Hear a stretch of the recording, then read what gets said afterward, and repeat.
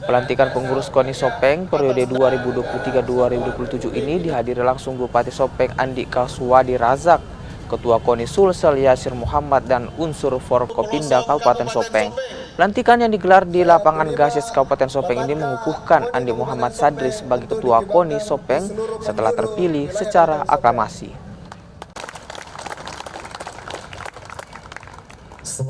Kami mencoba membuka peluang secara khusus kepada pengurus cabur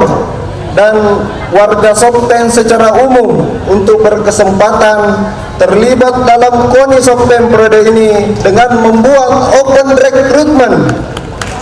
yang telah kita laksanakan beberapa hari yang lalu, sehingga kami berharap pada kepengurusan ini dapat transparan dan optimal dalam mengelola KONI untuk perbaikan dan penyempurnaan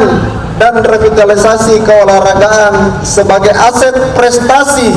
yang nantinya akan membawa Kabupaten Sopeng di kancah nasional bahkan di internasional di masa yang akan datang.